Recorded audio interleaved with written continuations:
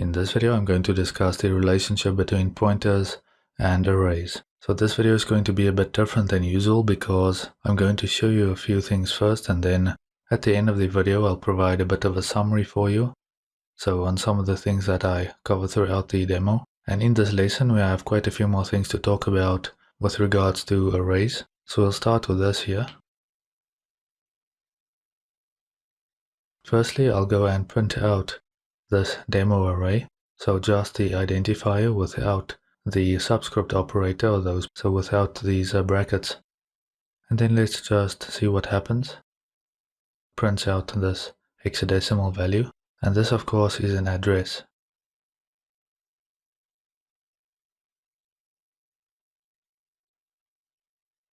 I'll do something else. If we print this out now, we'll get 1. So we'll get the address first and then we'll get 1. But I can also get the address of that element. If I do this, then both of those are the same. So what we get from this experiment is that if you use only the name like this, that is essentially a pointer, right? It stores the address of the first element in that array. And we can also get the address of each element in that array using this notation right here. Okay, so I'll show this to you in more detail in the slides, but this here, you have the subscript operator, and then you have the index. Now the index is basically an offset. Let's say you do 1. That basically means add, in this case, 4 bytes, because this is an integer. So add 4 bytes as an offset from the beginning of the array in memory. So we can actually check this. So I have 0 and 1. The address ends at 834, and then with index 1, we'll get 838. So it adds 4 bytes at the end. As I explained previously, each time you run it, you'll get a different address.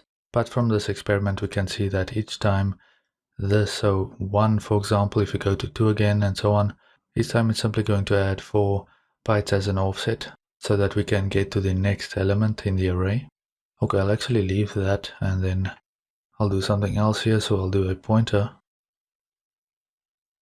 So if we take this demo array, so I have this ptr pointer to an integer. Okay, and that is assigned to point to whatever this demo array points at, which is going to be the start of this array in memory.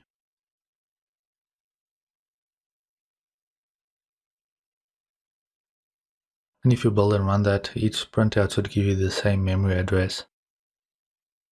So all of these printouts now are printing to the first element in this array, wherever that element is stored in memory. Now, of course, we can dereference a pointer, so let's just go and dereference this pointer here.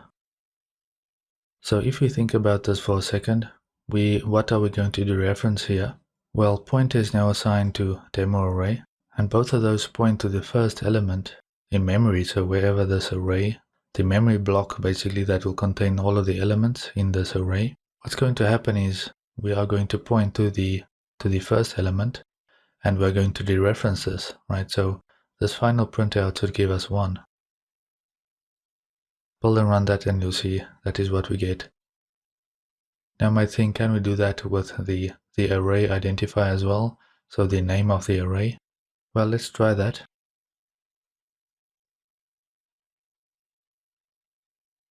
Build and run and you'll see we get 1 printed in both instances. And then another thing you might ask is, can we use the subscript operator, so on a regular pointer?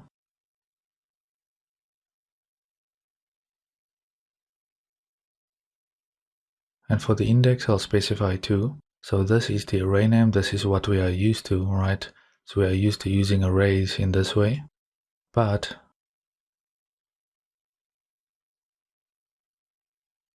here I'm doing the pointer, and I'll do the same thing. And you'll see we don't get any errors at this point. So let's just build and run that.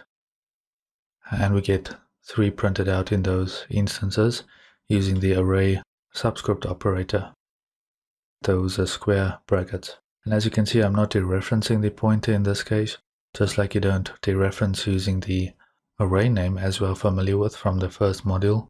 Alright, we don't have to go and dereference that or anything like that. Okay, so one final thing, let's say we try and change what the demo array points to. If we try and do this, we'll get an error. We get some weird error here. And what I'm going to do is quickly declare some other variable, maybe something like x. So I have an integer variable x. We have the demo array, and I'm trying to change what that pointer points at. Once again, we won't get particularly useful errors here. Okay, but the point is, demo array you can think of as a constant. If you hover over this, it says must be modifiable L value, and the reason why we can't go and change that may be a bit obvious to you, but if not, that's fine.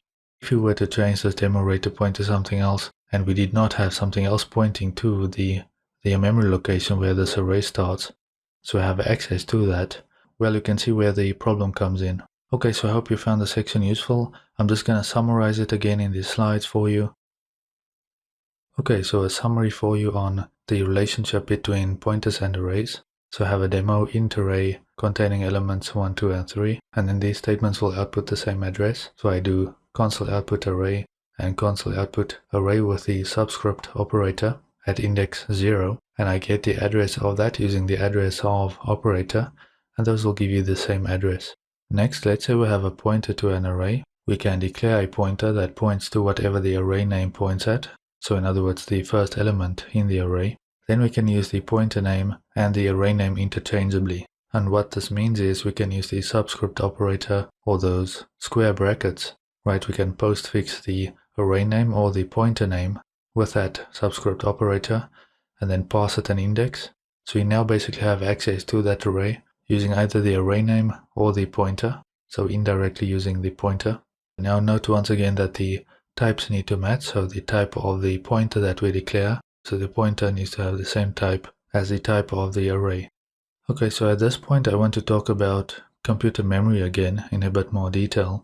Previously I talked about how a variable is stored at some location or some address in memory, right? Now it actually goes a bit beyond this. In computer memory, a byte is the smallest section of memory that is addressable. Now a section of memory that is addressable is simply something that has an address in memory, right? There's quite a lot going on this slide, so it's kind of a bit cramped, but just bear with me here. So I have this table. In the first and last columns, I have ellipses, or the ... basically, so those characters, and that simply means that the table goes further to the left and further to the right. So again, it just continues to the left and to the right, so it's shortened basically. In the third row is where you'll find an address per byte. In the very first row, I have custom variables declared, so I have demochar and demoshort to the right as well, and where you see the question marks, that simply denotes that we do not know what hexadecimal value will be stored at that memory address. So these will be represented in hexadecimal, at least, as you'll see later on in Visual Studio. You'll also see an ellipse before some of these addresses, so they are shortened, but basically each address value represents 1 byte in these tables, so that's important to realize because the other tables that I showed in previous videos looked a bit different. So here, once again, each address, or each column basically, at least in the third row, represents some byte. So demochar, of course, a character or a char takes up 1 byte. So let's say we store B in that char, well, that will be 62 in hexadecimal, but the point is here it takes up 1 byte, and that has an address in memory which ends with F822, just as an example. Then you have a few more bytes, maybe they contain some other variable, that's not part of our program, for example. But then later on we have a demoshort, and maybe this stores the value 97, and that's 61 in hexadecimal, but a short takes up 2 bytes. So you can see you have 2 addresses here, F825 and F826. So both of those bytes have their own memory address, but if we try and find the address for this demoshort in memory, let's say with the address of operator, it's actually going to return the one that ends with F825 as an example, and I summarize that in the next slide. So here we have a char again, so demochar still stores B, but in this case I have an integer variable as well called demointeger or demoint that also stores 97 or 61 in hexadecimal. And of course an integer takes up 4 bytes. This could be a float as well. A float takes up 4 bytes. And it's going to start at F825. That's the first byte. Then we have F826. So those addresses end at F825, F826. And then it also takes up F8 F827 and F828. So we have a char that takes up 1 byte and an integer that takes up 4 bytes in memory. So I've summarized here for you. The address of a type that requires multiple bytes will be the address of the first byte that the variable of that type occupies in memory. So again, you have demo int here. If we try and get the address of demo int using the address of operator, it's going to return that address that ends with F825, so that very first byte that the variable occupies in memory. The other bytes will still actually have their addresses, so you can actually go and look for them if you do debugging in Visual Studio, and you'll see what they contain. But we won't work with them directly, right? The pointer is actually going to store the address of that first byte that the variable occupies. Next is the array demo. So as I mentioned, the array index is used as an offset. For example, in the case of an int array, an index of 1 will add 4 bytes as an offset from the start of the array in memory. An index of 2 will add 8 bytes of offset from the start of the array in memory, and so on. So next we have another conceptual memory demonstration based on the demo array. So an integer array, it has the elements 1, 2, and 3. So in the first row we can see we have demo array and demo array with the subscript operator and index 0. Both of those are going to point to the same address. Now I did not prefix these with the address of operator, but if you do, as I showed you previously, you'll get the address of that particular element in memory. So from the table we can see each element occupies 4 bytes in memory. In the middle or second row, that is actually what we'll get in hexadecimal, 0, 1, 0, 0, and so on. And then once again the final row is just an example of some address. So it will start at 76F831 for example, then the next byte will be 832, the next one will be 833, the next one will be 834, and then we start with the next element. That next element is going to start at the address ending 835 because that is the next byte. Then you add 3 more bytes, then the next element in that array is going to start, and so on. So from this demonstration you can see the array index, or whatever we put into that subscript operator, that is used as an offset. Let's say it was a short instead of an integer, then index 1 is going to add 2 bytes, index 2 is going to add 4 bytes, 3 is going to add 6 bytes, and so on. Whereas with the integer it's different, right? An integer occupies 4 bytes, so that's why at index 1 will add 4 bytes, index 2 will add 8 bytes, and so on. Okay, so I have this quick demo. I have this char, demo char, which I initialize to b. Then I have an int demo array with the elements 1, 2, 3. And here I do console output. And instead of printing out, or essentially fetching the elements, I'm going to print out the address of those elements, so where those are in memory. Okay, I have a breakpoint right here, and I'm going to run the Windows debugger. Okay, the first thing I want to do is go to char, demo char. Now in a previous video I introduced you to the memory window, so I'm going to be using that again in this demonstration. If you don't have one open, you can go to the menu bar, then click on debug, go to Windows, and then memory. You can choose to have up to 4 of those open, but you'll just need one for this demonstration. Go to that, and you'll notice it stores 62 in there, which is B. And if you have, I'll right click on here and you can have the ANSI text, or you can have Unicode text as well, but I'll just go back to ANSI here. And it's very small currently, but we have a B right there. And wherever you see a bunch of C's like this, those often get added during debugging. But remember that these are not going to form part of the demo char because that is a character, and I mentioned a character is 1 byte. And previously I mentioned that 2 of these characters represents 1 byte in memory. One character is a nibble or 4 bits, and I explained previously the reason for this is that you can represent all of the hexadecimal numbers or characters 1 to F, you can represent in 1 nibble. And F is going to be 1111 in binary or 15 in decimal. Okay, so I explained that previously, and that comes into play here as well. So essentially demo char is just this one value here, and that is going to represent B. Okay, I'll bring up the console output here, and remember this is an integer array, so the first address ends with B30, then we get B34, and then B38.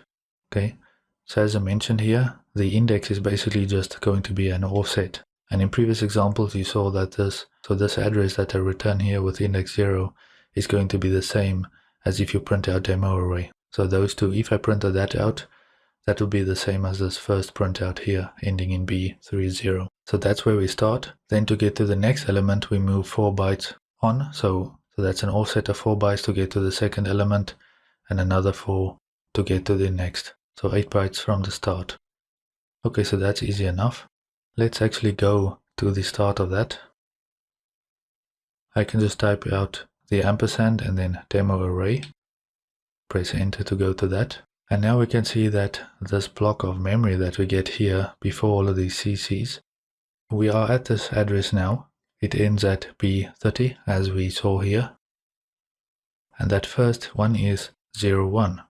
And then we have a bunch of zeros. What does that represent? Well, it's going to store 1. And 1 in hexadecimal is the same as 1 in decimal. So that's 1 byte. We have another byte here, another one, and then another one. Then we start with the second element, the second integer in that array. That stores 2. Altogether, that has 4 bytes. Then we start with the next integer in that array. So the next 4 bytes. And that is going to store 3. Now I mentioned each byte has its own memory address. So what you can do is we have the address right here. If you press enter, it should actually paste that address or go to that address in this address bar. So I can just go to 31. We should get 00. So we should go from this one here to this one here. So we'll get 3 bytes, which will contain 0, and then 2 again, and so on. So I'll just go to 31 instead of 30. Again, this will be different on your machine. Press enter, and that's what we get. So we move 1 byte on. We're going to get a bunch of zeros. Let's go to 3, for example, and that's going to be right before we get to 02. And as you can see, we move to that address now. We have 00, and that's before we reach the 4 bytes that will store the next integer in memory. 34, and now we are at the start of the next integer in memory, which will contain 2. Again, that is what's that address. It ends with B34. You'll see B34 is the second printout that we have right there. So this may not be overly exciting. This also goes into more detail than you'll find in most courses. You don't really need to know every single detail on how the memory works. And it's not necessarily going to translate into, programming skills. But I felt like it was important to cover so that you have a deeper understanding of what's going on, how the computer works with memory, how your variables are stored, how your arrays are stored. We are going to work with this again later on when we talk about dynamic memory. So this is really a step in that direction. Right, I'll just stop this. And just for fun, one final demonstration. I'll change, let's say, the second element. I'll change to 555, 555, 555. So we have 9 5s here. I'll run the debugger once more, and I'll go to that address of the array, demo array, and we'll get some value here in hexadecimal over the next 4 bytes. Okay, I'll bring up this Windows calculator so you can switch once again over to programmer. Going to switch over to hexadecimal, so I entered 555, 555, 555 in decimal. So I'll switch over to hexadecimal, and it's going to be sort of reversed once again. So you'll see 21, 21 if we read from right to left. Then 1D is the same here, 1A is the same here, and E3. Just another look at decimal to hexadecimal conversion, and also how that stores it in memory.